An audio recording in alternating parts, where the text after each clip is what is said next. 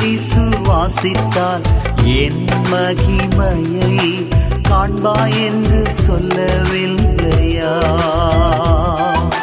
நான் உனக்கு சொல்லவில்லையா? நீ விசுவாசித்தால் என் மகிமையை காண்பாய் என்று சொல்லவில்லையா?